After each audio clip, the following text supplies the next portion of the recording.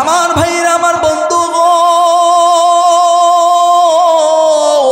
আল্লাহ রব্বুল আলামিন তামাম পৃথিবীর মানব জাতিকে ডাক দিয়ে বললেন, নবীজি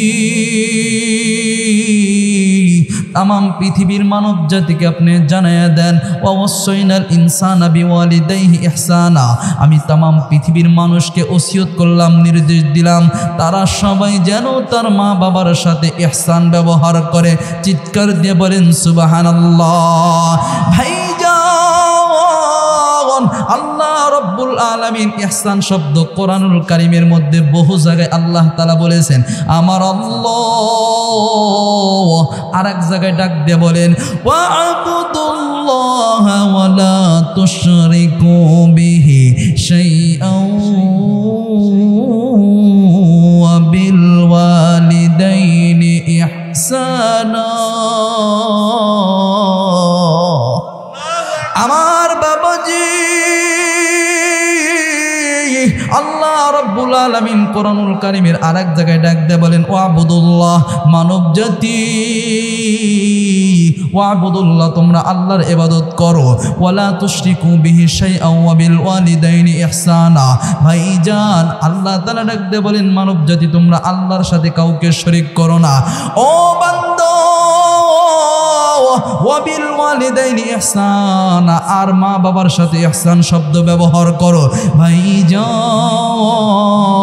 প্রথম নাম্বার সূরাতুল আহকাবের 15 নম্বর আয়াতের মধ্যে পাইলাম আমার আল্লাহ সূরাতুল আহকাবের 15 নম্বর আয়াত 2 নম্বর পৃষ্ঠার শেষ নম্বর লাইনে আমার আল্লাহ ডাক দেয়া বললেন, তামাম পৃথিবীর মানুষ, আমি তোমাদেরকে একটা জিনিস নির্দেশ করলাম, তোমাদের মা বাবার সাথে ইহসান ব্যবহার করো। ভাইজান, আল্লাহ রব্বুল আলামিন আরেক জায়গায় ডাক দিয়ে বলেন, ওয়া'বুদুল্লাহ ওয়া লা তুশরিকু বিহি শাইআন ওয়া বিল ওয়ালিদাইনি ইহসানা। আরেক জায়গায় আমার আল্লাহ ডাক দিয়ে বলতেছেন, তোমরা মা বাবার সাথে ইহসান শব্দ ব্যবহার করো। আমার বন্ধু রে, আল্লাহ রব্বুল আলামিন আরেক জায়গায় সূরা বনী ইসরাঈলের মধ্যে আমার আল্লাহ ডাক দিয়ে বলতেছেন, ওয়াকাদা রাব্বুকা ইল্লা ইয়াহু ওয়া বিল ওয়ালিদাইনি ইহসানা। জোরে বলেন সুবহানাল্লাহ। আমার বন্ধুগণ, বনী ইসরাঈল সূরার মধ্যে আল্লাহ তাআলা ডাক দিয়ে বলতেছেন, বান্দা তোমাদের উপর নির্দেশ হলো আল্লাহ তা'বুদু ইল্লা ইয়া, একমাত্র তোমরা আল্লাহর ইবাদত করো। ওয়া বিল ওয়ালিদাইনি ইহসানা, মা বাবার সাথে ইহসান শব্দ ব্যবহার করো। আমার বন্ধু, কোরআনুল কারীম আমি অনেক পড়েছি, অনেক গবেষণা করেছি, গবেষণা করে আমি অনেক জায়গায় আমি পেয়েছি আল্লাহ তাআলা মাঝে মধ্যেই আল্লাহ তাআলা কয়েক জায়গায় আল্লাহ তাআলা বলেছেন, বান্দারে তোমরা তোমাদের মা বাবার সাথে ইহসান ব্যবহার করো। আমার বন্ধু,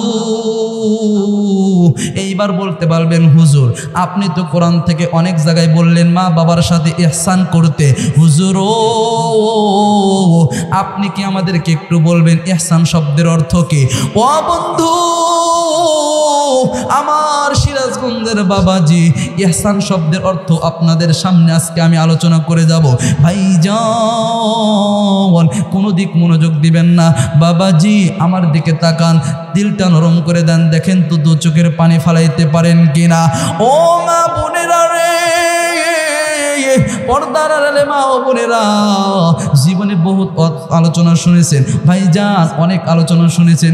আজকের মাহফিলটা কবুল হয়ে যাবে, আমার মনে হয় আজকের মাহফিল আমার আল্লাহ কবুল করে নেবেন। বাবাজি আমার দিকে তাকান, কোনো দিক তাকাবেন না, দিলটা নরম করে দেন। এইবার প্রশ্ন করতে পারেন, হুজুর আপনি তো বললেন কোরআনুল কারীমের মধ্যে অনেক জায়গায় আমার আল্লাহ বলেছেন তোমরা তোমাদের মা বাবার সাথে ইহসান ব্যবহার করো। হুজুর আপনি আমাদেরকে বলে দেন ইহসান শব্দের অর্থ কি? আমার বাবাজি, আজকে আমি আপনাদের সামনে ইহসান শব্দের তাফসীর করে দিব। ভাইজান, অনেকগুলো তাফসীরের কিতাব আমি গবেষণা করে ইহসান শব্দের অর্থ পেয়েছি অনেকগুলো। ভাইজান, 1 নম্বর হলো তাফসীর কুরতুবীর মধ্যে আল্লামা ইমাম কুরতুবী রহমাতুল্লাহি আলাইহি, উনি ওনার তাফসীর কুরতুবীর মধ্যে ইহসান শব্দের ব্যাখ্যা করেছেন। আমার বাবাজি, তাফসীরে তবারির মধ্যে তবারির মুসান্নিফ উনি ইহসান শব্দের ব্যাখ্যা করেছেন। ভাইজান, তাফসিরে ইবনে কাসিরের মধ্যে উনি হাফিজ ইবনে কাসির রহমাতুল্লাহি আলাইহি উনি ইহসান শব্দের তাফসির করেছেন। আমার ভাইরা, আমার বন্ধুগণ, তাফসিরে রুহুল মানির মধ্যে ইহসান শব্দের তরজমা করেছেন, ইহসান শব্দের ব্যাখ্যা করেছেন আমার ভাইজান কাদি সানাউল্লাহ পানিপতি রহমাতুল্লাহি আলাইহি। ওনার লিখিত একটা তাফসিরের কিতাব আছে তাফসিরে মাযহারি, উনি ওনার তাফসিরে মাযহারির মধ্যে ইহসান শব্দের ব্যাখ্যা করেছেন। আমার ভাইজান, বাংলাদেশে কওমি মাদ্রাসার মধ্যে জালালাইন জামাতের মধ্যে একটা তাফসির কিতাব পড়ানো হয়, নাম হলো তাফসিরে জালালাইন। ওই তাফসিরে জালালাইন কিতাবের মধ্যে আল্লামা জালালউদ্দিন সুয়ুতি রহমাতুল্লাহ আলাইহি উনি ইহসান শব্দের তাফসির করেছেন। ভাইজান, বাংলাদেশের মধ্যে একটা তাফসিরের কিতাব পাওয়া যায়, যেই তাফসিরের কিতাবটা কিনতে প্রায় 20 থেকে 25,000 টাকা লেগে যায়। ওই তাফসিরের কিতাবের নাম হলো তাফসিরে কাবির। আমার বন্ধুগণ, সেই তাফসিরে কাবিরের মুসান্নিফ আল্লামা দার্শনিক ইমাম যুগশ্রেষ্ঠ ইমাম আল্লামা ইমাম ফখরুদ্দিন রাজি রহমাতুল্লাহি আলাইহি উনি ওনার তাফসিরে কাবিরের মধ্যে ভাইজান সব মুফাসসিরিন কিরাম সব তাফসিরের মধ্যে ইহসান শব্দের অর্থ একটাই লিখেছেন। কোন মুফাসসিরিন কিরাম লিখেছেন ইহসান শব্দের অর্থ হলো মা বাবার সাথে ভালো ব্যবহার করা। ভাইজান কোন মুফাসসিরিন কিরাম লিখেছেন ইহসান শব্দের অর্থ হলো মা বাবার সাথে সুন্দর ব্যবহার করা। ভাইজান কোন মুফাসসিরিন কিরাম লিখেছেন ইহসান শব্দের অর্থ হলো মা বাবার সাথে কোনো ধরনের রুষ্ট আচরণ না করা। চিৎকার দিয়ে বলেন সুবহানাল্লাহ। আমার বন্ধুরে, এইবার বলবেন হুজুর কেন আল্লাহ রাব্বুল আলামিন মা বাবার সাথে ইহসান শব্দের ব্যবহার করলেন? হুজুর কেন আল্লাহ তাআলা কোরআনুল কারীমের মধ্যে বারবার মা বাবার সাথে ইহসান ব্যবহার করতে বললেন? এর কারণও আজকে আমি চমৎকারভাবে আপনাদের সামনে দিয়ে যাব। 3টা কারণ আমি কোরআনুল কারীম থেকে পেয়েছি। চিৎকার দিয়ে বলেন সুবহানাল্লাহ। আমার আল্লাহ রাব্বুল আলামিন 3টা কারণ আল্লাহ তাআলা মা বাবার কষ্টের 3টা কারণ বর্ণনা করেছেন। এই 3টা কষ্টের কারণে আল্লাহ তাআলা তামাম পৃথিবীর মানব জাতিকে বলে, ও দুনিয়ার মানুষ, খবরদার তোমরা কখনো তোমাদের মা বাবার সাথে খারাপ ব্যবহার করবা না, কারণ এই মা বাবা তোমাদের জন্য অনেক কষ্ট করেছে। তন্মধ্যে 3টা কষ্টের কথা আমার আল্লাহ তাআলা কোরআনুল কারীমের মধ্যে উল্লেখ করেছে। চিৎকার দিয়ে বলে সুবহানাল্লাহ। আমার বন্ধুরে, আল্লাহ রাব্বুল আলামিন প্রথম নাম্বার বলেন ওয়াসাইনাল ইনসানা বিওয়ালিদাইহি ইহসানা হামালাত উম্মুহু কুরহা। আমার ভাইজান আল্লাহ রাব্বুল আলামিন প্রথম নাম্বার কষ্টের কথা আল্লাহ তাআলা বলেন। আমার আল্লাহ ডাক দিয়ে বলেন, এই মা তোমাকে প্রথম নাম্বার কষ্ট হামালাত উম্মুহু কুরহা, এই মা তোমাকে অনেক কষ্ট করে গর্ভধারণ করেছে। কথা বলেন ঠিক কিনা? আমার বাবাজি,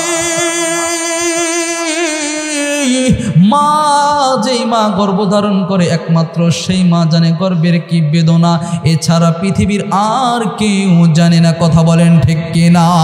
ভাইজান আপনাদের কি বলবো, যেই মা প্রথম গর্ভধারণ করে, প্রথম গর্ভধারণ করার পরে বাচ্চা পেটে আসার পরে মা ঠিক মতো খাইতে পারে না। কথা বলেন ঠিক কিনা? এক পর্যায়ে এমন হয়ে যায় মা খেতে বসছে, সবার সাথে খেতে বসছে, হঠাৎ করে মা খাবার প্লেটে খাবারটা রেখে মা উঠে যায়। উঠাইয়া গিয়া পাশের রুমে গিয়া সুন্দর করে শুয়ে থাকে আর ঢুকরে কান্দে। পাশের মহিলার এসে ডাকতে বলেন, ভাবিজান আপনি কেন খাবারের মাঝখান থেকে উঠে আসলেন? আপনি কেন খাবার খান না? ওই সময় আমার আপনার মা ডাক দিয়ে বলতেছেন, ও ভাবি আপনাকে কি বলবো, আমি যখন খাবার খেতে বসছি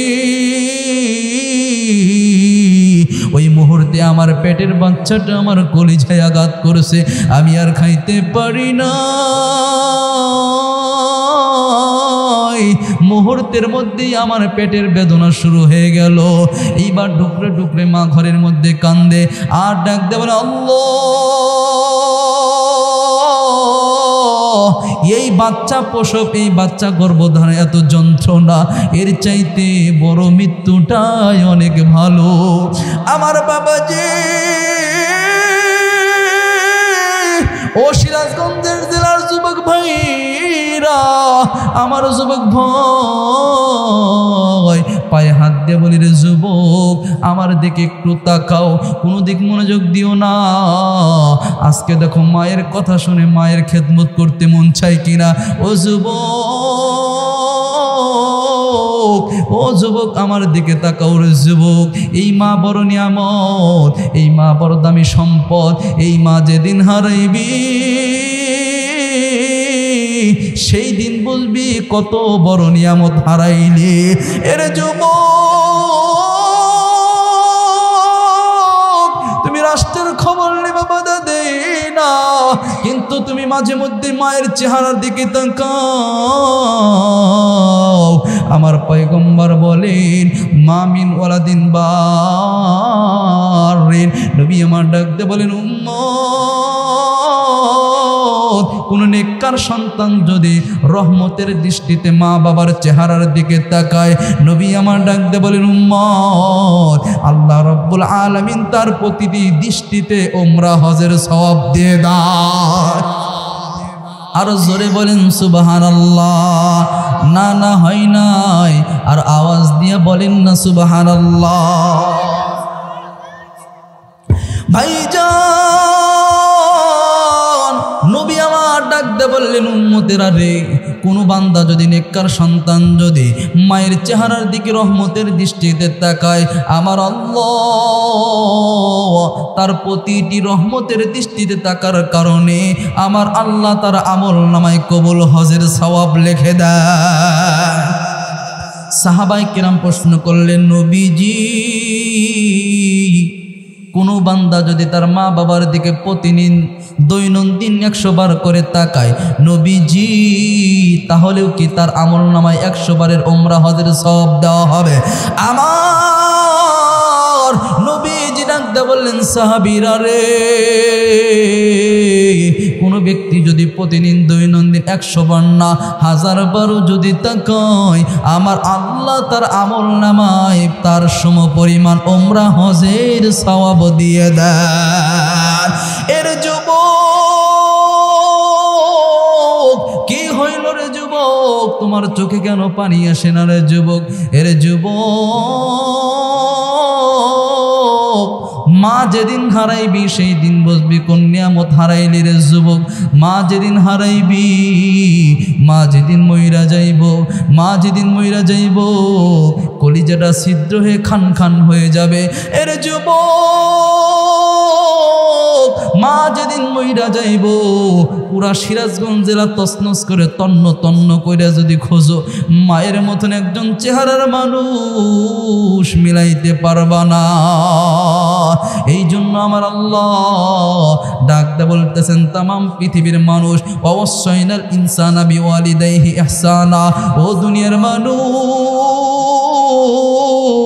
আমি আল্লাহ তোমাদেরকে ওসিয়ত করলাম, নির্দেশ দিলাম, প্রথম নাম্বার তোমরা তোমাদের মা বাবার সাথে ইহসান ব্যবহার করো।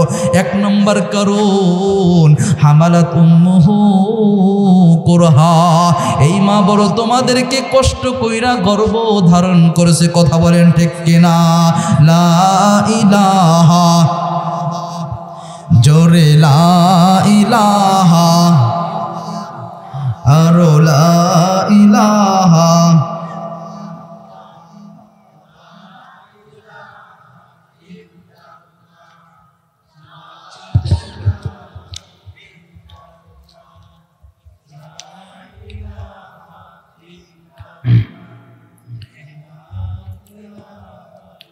জোরে লা ইলাহা ইল্লাল্লাহ, লা ইলাহা, জোরে লা ইলাহা, লা ইলাহা ইল্লাল্লাহু মুহাম্মাদুর রাসূলুল্লাহ।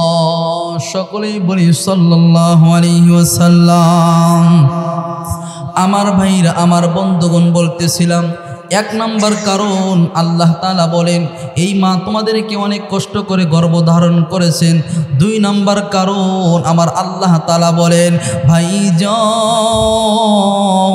2 নম্বর কারণ আল্লাহ তাআলা বলেন এই মা তোমাদেরকে অনেক কষ্ট করে প্রসব বেদনা করে এই দুনিয়ার বুকে তোমাদেরকে ভূমিষ্ঠ করেছেন। আমার বন্ধুরে, মা কত কষ্ট কইরা প্রসব বেদনা করে, যেই মা প্রসব বেদনা করে সেই কেবল বোঝে, এছাড়া পৃথিবীর আর কেউ বোঝে না। ডাক্তাররা বলে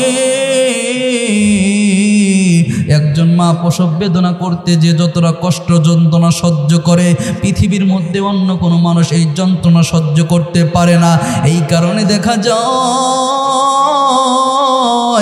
অনেক মা দেখা যায় সন্তান প্রসব করতে গিয়ে দুনিয়া ছেড়ে দেয়, দুনিয়ার মায়া ছেড়ে দেয়।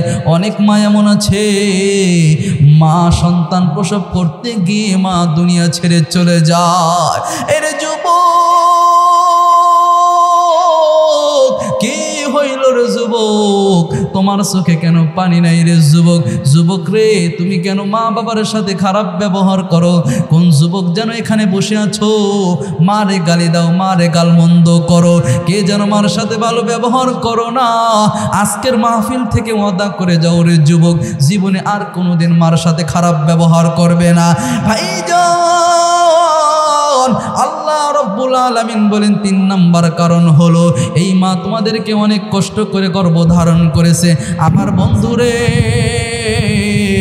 এই মা অনেক কষ্ট করে তোমাদেরকে গর্ভধারণ করেছে, এরপরে এই মা অনেক কষ্ট করে তোমাদেরকে প্রসব বেদনা করেছে।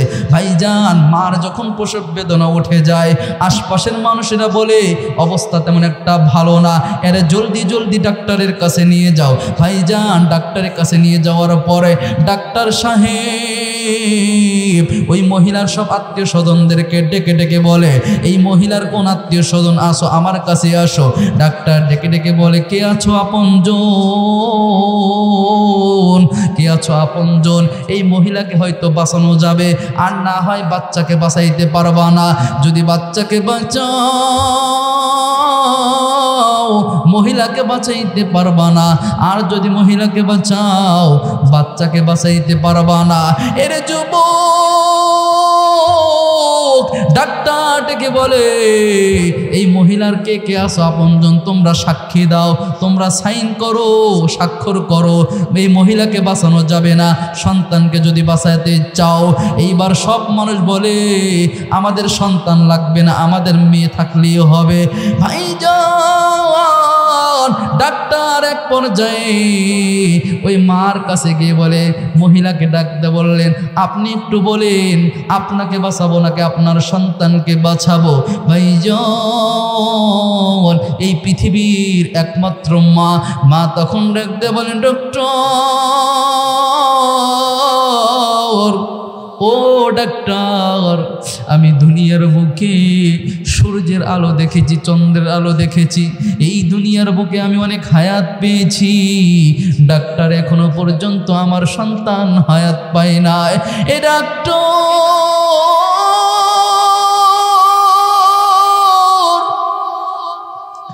আমার দুনিয়ায় বেঁচে থাকার কোনো ইচ্ছা নাই, আমি দুনিয়ার বেঁচে থাকতে চাই না।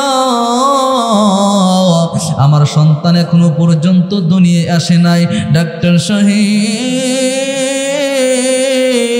এই দুনিয়ায় আমি না থাকলেও চলবে, কিন্তু আমার সন্তানকে আপনি বাঁচান। বলে আল্লাহু আকবার। ভাইজান এক পর্যায়ে বাচ্চা প্রসব করতে গিয়ে অনেক সময় মা মুমূর্ষ অবস্থায় হয়ে যায়। বাচ্চা যখন দুনিয়ার মধ্যে আসে নানা বাচ্চাকে নিয়ে কোলে নিয়ে হাসি খুশি থাকে, বাবা বাচ্চাকে নিয়ে কোলে নিয়ে হাসি খুশি থাকে। ভাইজান সব মানুষ বাচ্চাকে কোলে নেয়, চাচ্চু তার ভাতিজাকে কোলে নেয়, মামা তার ভাগ্নিকে কোলে নেয়। ভাইজান তামাম পৃথিবীর মানুষ, সব মানুষ নতুন আগত মেহমানকে নিয়ে সবাই খুশি হয়ে যায়। এই দিকে ওই যে গর্ভধারিণী মা, ওই যে মা প্রসব করতে গিয়ে অজ্ঞান হয়ে পেশের পাশের বেডে পড়ে আছে, ওই মার দিকে কেউ যায় না। মা ওখানে অপলক দৃষ্টিতে কত মায়াবী হয়ে, মা একদম অসহায় হয়ে তাকিয়ে দেখে মিষ্টি মিষ্টি করে হাসে। সব মানুষ সবাই বাচ্চাকে নিয়ে আনন্দ করে, কেউ মায়ের খবর নেয় না। আমার মা মা তখনও কিন্তু কোনো কষ্ট অনুভব করে না। মা শুধু সন্তানের দিকে তাকায়, একবার সন্তানের চেহারা দিকে তাকাইয়া তাম পৃথিবীর সব বেদনা ভুলে যায়, ঠিক কিনা? এরে যুবক, কি হইল রে যুবক? কেন ভাই মা বাবার খবর নিবা না? কেন তুমি মা বাবার ভালো ব্যবহার করবা না? আহারে, কত যুবক এমন আমাদের কাছে আসে, অনেক যুবক হাত ধরে কান্দে আর ডাকতে বলেন, হুজুর ও হুজুর, কি বলবো আপনার কাছে দুঃখের কথা। হুজুর আপনি একটু আমার মায়ের জন্য দোয়া কইরেন। ডাকতে বলতেছি, যুবক তোমার চোখে কেন, চেহারার মধ্যে কেন কান্নার ছাপ, চোখে কেন তোমার পানি? ডাকতে বলে, হুজুর কি বলবো হুজুর, দুঃখের কথা। এক সময় এমন ছিল হুজুর, এক সময় এমন ছিল যেই সময় আমার মা আমার ঘরের মধ্যে থাকতো, মা অসুস্থ ছিল, কিন্তু হুজুর ওই মাকে চিকিৎসা করার মতন ঔষধ কিনে দেওয়ার মতন আমার কাছে কোনো টাকা ছিল না। হুজুর এক সময় আমি মায়ের ওষুধ কিনে দিতে পারি না। ও হুজুর আমার মায়ের জন্য একটু দোয়া করো। ডাকতে বলতেছি, যুবক কেন কাঁদো, কারণটা কি বলো? ডাকতে কয়, হুজুর ও হুজুর আজকে আমার মা দুনিয়াতে বেঁচে নাই, কিন্তু আমার আল্লাহ আজকে আমাকে এত টাকা দিচ্ছে। এমনও দিন যায় প্রতিদিন আমি ঘরের মধ্যে 1 লাখ 2 লাখ টাকা নিয়ে বাড়িতে ফিরি, কিন্তু ওই মারে আর ঘরের মধ্যে পাই না। এর যুবক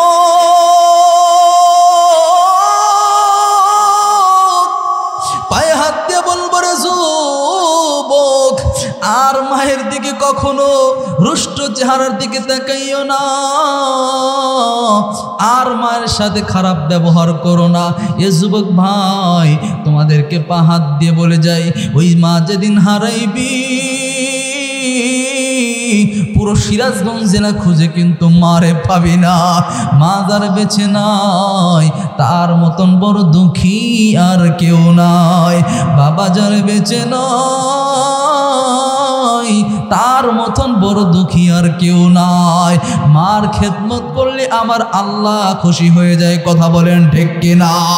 যারা মার খেদমত করবে, বাবার খেদমত করবে, আমার আল্লাহ তাদের উপর খুশি হয়ে যায়, কথা বলেন ঠিক কিনা? ভাইজান আপনাদেরকে কি বলবো, আল্লাহর একজন সাহাবীর মর্যাদা লাভ করতে পারে নাই। ভাইজান আল্লাহর হাবিব বিশ্বনবী মুহাম্মদুর রাসূলুল্লাহ, জোরে জোরে বলি সাল্লাল্লাহু আলাইহি ওয়াসাল্লাম। নবী আমার অন্তিম মুমূর্ষ অবস্থায় আছে। নবী আমার সব সাহাবায়ে কেরামদেরকে ডাক দিলেন, সব সাহাবায়ে কেরামদেরকে ডাক দিয়ে পাশে বসাইলেন। আমার ভাইজান আমার বন্ধুগণ কোনো দিক মনোযোগ নাই, আমার দিকে তাকান। নবী আমার হযরতে ওমর ফারুক রাদিয়াল্লাহু তাআলা আনহুর হাতটা ধরলেন। ভাইজান হযরতে ওমর ফারুক রাদিয়াল্লাহু তাআলা আনহুর হাতটা ধরে ডাক দিয়ে বলতেছেন, ওমর আমার ইন্তেকালের পরে তোমার যখন শাসন আমল চলবে, তুমি যখন এই দেশের প্রধানমন্ত্রী হইবা, তুমি যখন রাষ্ট্রনায়ক হইবা, তোমার শাসন আমলে ইয়ামান থেকে একজন হাজী সাহেব আসবে হজ করার জন্য। ইয়ামান থেকে ওয়াইস কারনী নামক একজন হাজী সাহেব আসবে, সে আমার সাহাবীর মর্যাদা লাভ করতে পারে নাই, মায়ের খেদমত করার কারণে মার সাহাবীর মর্যাদা লাভ করতে পারে নাই। ওমর ওই ইয়ামান থেকে হাজী সাহেব যখন আসবে, তুমি তার কাছ থেকে তোমার জন্য এবং সবার জন্য দোয়া চেয়ে নিবে। কারণটা হলো ওই হযরত ওয়াইস যেই দোয়া করবে আমার আল্লাহ সেই দোয়া আল্লাহ তাআলা কবুল করে নেন, বলি সুবহানাল্লাহ। ভাইজান এইবার নবীজি ডাকতে বলতেছেন, ওমর ওই ওয়াইস কারনীকে যখন পাইবা, এই যে আমার জুব্বা মোবারক তোমার কাছে দিয়ে গেলাম, এই জুব্বা মোবারকটা তারে হাদিয়া দিবা। চিৎকার দিয়ে বলি সুবহানাল্লাহ। আমার বন্ধুরে নবীর ইন্তেকাল হয়ে যাওয়ার পর হযরতে ওমরের শাসন আমল চলতেছে। ভাইজান হযরতে ওমর রাদিয়াল্লাহু তাআলা আনহু প্রতি বছর মক্কার মধ্যে সব হাদী সাহেবের মধ্যে সেই ওয়াইস কান্নিকে তালাশ করে কিন্তু পায় না। আমার ভাইজান এক বছর হযরতে ওমর ফারুক রাদিয়াল্লাহু তাআলা আনহু সমস্ত সাহাবায়ে কেরামদেরকে, সমস্ত হাদী সাহেবদেরকে বাইতুল্লাহ শরীফ থেকে একটা খোলা প্রান্তরের মধ্যে একত্রিত করলেন। হযরতে ওমর ডাক দিয়ে বলতেছেন, সব হাদী সাহেব যারা আছে সবাই এখানে বসে দাও। হযরতে ওমর সব হাদী সাহেবদেরকে বসাইয়া দিলেন। আবার হযরতে ওমর ডাক দিয়ে বলতেছেন, সব হাদী সাহেব এবার দাঁড়িয়ে যাও। এইবার সব হাদী সাহেবগণ দাঁড়িয়ে গেল। আমার ভাইজান সব হাদী সাহেব দাঁড়িয়ে যাওয়ার পর এইবার হযরতে ওমর ডাক দিয়ে বলতেছেন, শুধু এমান দেশের যে সমস্ত হাদী সাহেবরা আছে ওই হাদী সাহেবরা দাঁড়িয়ে থাকবে, বাকি যত হাদী সাহেবরা আছে সব হাদী সাহেব বসে যাবে। চিৎকার দিয়ে বলেন সুবহানাল্লাহ, লা ইলাহা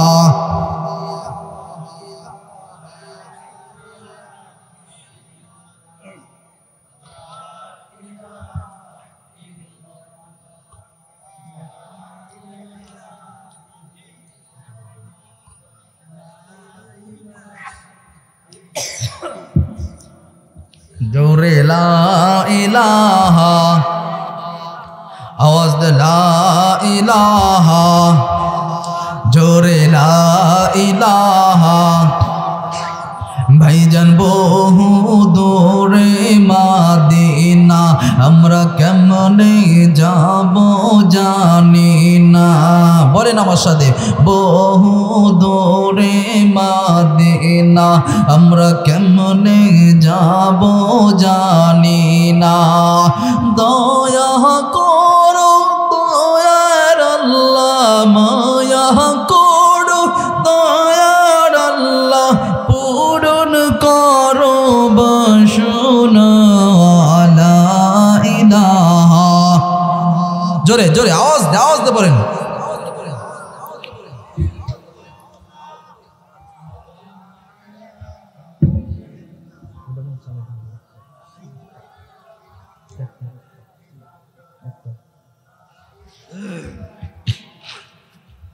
জোরে লা ইলাহা, লা ইলাহা ইল্লাল্লাহু মুহাম্মাদুর রাসূলুল্লাহ।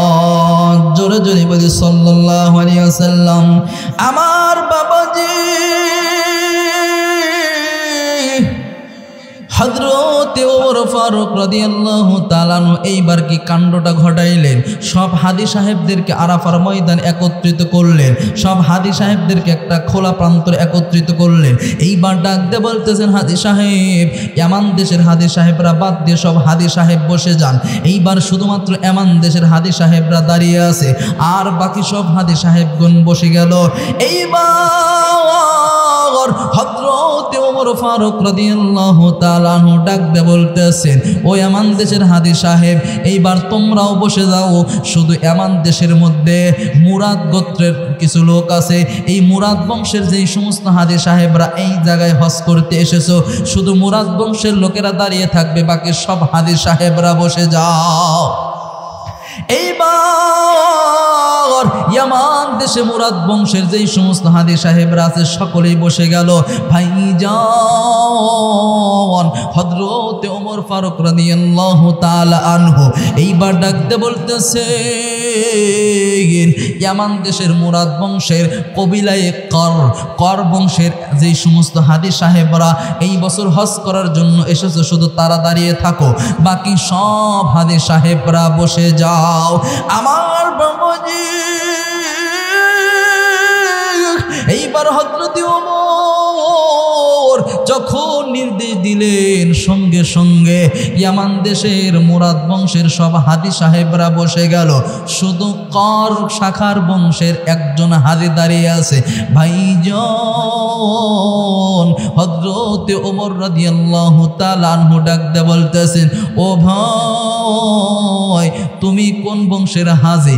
ডাক দিয়ে বলতেছেন, আমিরুল মুমিনিন। ওগো আমিরুল মুমিনিন, আমি হলাম ইয়ামান দেশের মুরাদ বংশের কর শাখার একজন হাজী। এইবার হযরতে ওমর ফারুক রাদিয়াল্লাহু তাআলা আনহু ডাক দিয়ে বলতেছেন, তোমার নাম কি? এইবার ওই হাজী সাহেব ডাক দিয়ে বলতেছেন, আমিরুল মুমিনিন, আমার নাম হলো হযরতে আমির। চিৎকার দিয়া বলেন সুবহানাল্লাহ, আরো আওয়াজ দিয়া বলেন সুবহানাল্লাহ।